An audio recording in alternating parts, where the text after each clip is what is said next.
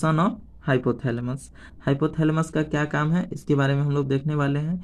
Hypothalamus का जो काम है, हाइपोथैलेमस का जो फंक्शन है, उस फंक्शन को जो है हम एक ट्री के थ्रू हम लोग देखेंगे कि ट्री क्या है। ठीक है, तो उससे पहले हम लोग देखते हैं कि इसका काम क्या है। ठीक है, तो इसका काम है, इसका फंक्शन जो है बिहेवियर एंड इमोशनल कंट्रोल करने का काम करता है। हाइपोथैलेमस जो है बिहेवियर एंड इमोशनल कंट्रोल करता है। बिहेवियर जो हमारी बिहेवियर होती है, उस बिहेवियर को, एंड ऐसा कोई बात सुन लेते हैं जिससे हम इमोशन हो जाते हैं, उस इमोशन को कंट्रोल करने का काम जो है हाइपोथैलेमस करता है। उसके बाद जो है इंडोक्राइन कंट्रोल करता है हाइपोथैलेमस। उसके बाद जो है थर्मोरेगुलेशन करता है। हाइपोथैलेमस का फंक्शन है थर्मोरेगुलेशन। थर्मोरेगुलेशन का मतलब होता है कि जैसे मान लीजिए कि हमें फीवर हो गई है, ठीक है, तो उस फीवर में क्या होगा, बॉडी का टेम्परेचर बढ़ जाएगा, यानी कि टेम्परेचर को बढ़ना घटना उसे ही रेगुलेट करना थर्मोरेगुलेशन कहलाता है। ठीक है, थर्मोरेगुलेशन जो है हाइपोथैलेमस का फंक्शन है।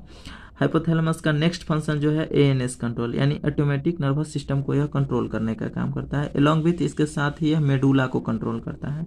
ऑटोमेटिक नर्वस सिस्टम को कंट्रोल करने का मतलब क्या हो गया कि जैसे मान लीजिए हमारी हार्ट क्या बीट कर रही है, तो हार्ट बीट जो करती है वो हमारे कंट्रोल में है नहीं है, मतलब अपने आप होता है, हम चाहे तो रोक भी नहीं सकते हैं, यदि रोकेंगे तो परलोक पहुंच जाएंगे। तो यानी कि ऑटोमेटिक नर्वस सिस्टम को यह कंट्रोल करता है। उसके साथ ही बायोलॉजिकल क्लॉक रेगुलेशन को मेंटेन करता है। बायोलॉजिकल क्लॉक रेगुलेशन को मेंटेन करने का काम किसका है, हाइपोथैलेमस का है। बायोलॉजिकल क्लॉक रेगुलेशन का मतलब हो गया कि जैसे मान लीजिए कि आप पढ़ने का शेड्यूल बनाए हुए हैं नाइट को बना, नाइट का जो आपका शेड्यूल है, उस शेड्यूल में जो है आपके हार्मोन सीक्रेट हो चुके हैं, उस टाइम का आप एक टाइम बन चुका है, उस समय के लिए एक टाइम बन चुका है नाइट के लिए।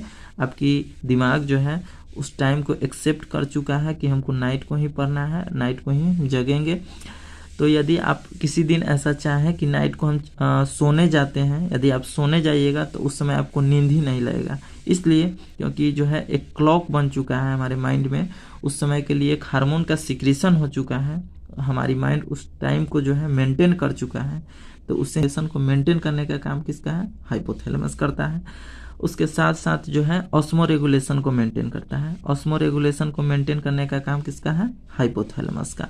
ऑस्मो रेगुलेशन का मतलब होता है कि आपकी जो बॉडी फ्लूइड है, उस बॉडी फ्लूइड की जो ऑस्मोलरिटी होती है, ऑस्मोलरिटी को मेंटेन करना ही ऑस्मो रेगुलेशन कहलाता है। ऑस्मोलरिटी जो है डिपेंड्स करता है नंबर ऑफ सोल्यूट पार्टिकल्स पर डिपेंड करता है।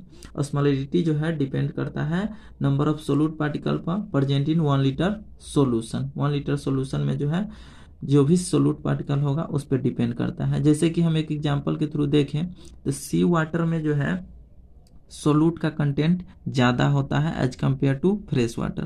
कहने का मतलब हो गया सी वाटर में सॉल्ट का कंटेंट क्या होगा, ज़्यादा होगा। तो सॉल्ट जो है सोल्यूशन है, वाटर और सॉल्ट का सोल्यूशन है, तो सोल्यूशन में जो है सॉल्ट का कंटेंट सी वाटर में ज़्यादा है as compare to fresh water.